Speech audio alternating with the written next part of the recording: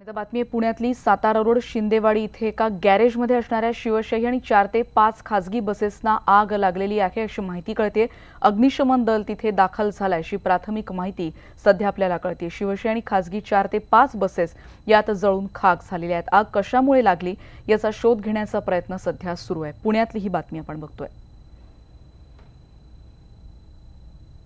तर नागपुरात 20 स्टार बसची अज्ञातांकडून तोडफोड करण्यात आली आहे। धंतोली परिसरामध्ये बसच्या डेपोत जाऊन 10 ते 12 गुंडांनी बसच्या काचाच फोडल्यात। बसच्या डेपोमध्ये असलेल्या वॉचमनलाही मारहाण करण्यात आली आहे। रविवारी रात्री ही घटना घडल्याचं कळते आणि पोलीस स्टेशनमध्ये गुन्हा दाखल झाल्यानंतर ही बाब समोर आली आहे। धंतोली पोलिसांकडून आरोपींचा शोध सुरू आहे।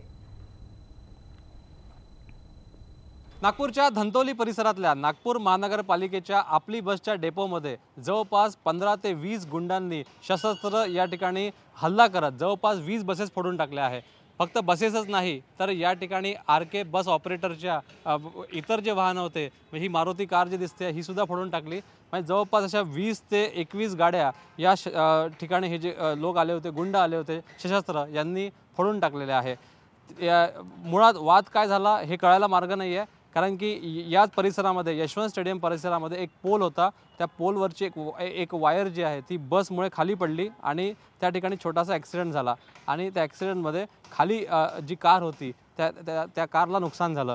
त्यामुळेच हे लोक या ठिकाणी आले असावे, भडकले असावे आणि त्यांनी या ठिकाणी येऊन अक्षरशः धुमाकूळ घातला आणि जवळपास 20 बसेसच्या या ठिकाणी काचा फोडून टाकल्या आहे।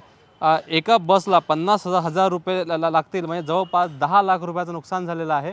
आणि या ठिकाणी आरके बसच्या वतीने 130 बसेस या परिसरात उभ्या असतात आणि नागपूरमध्ये ज्या 350 बसेस आहे त्या विविध ऑपरेटर्सच्या माध्यमातून चालवल्या जातात।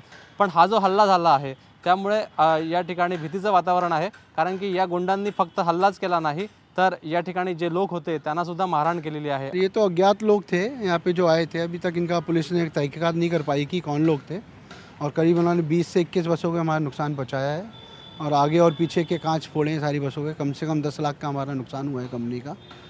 और हम एनएमसी को और यहाँ के नागपुर के सारे प्रवासी को सेवा दे रहे हैं और हमारे सारे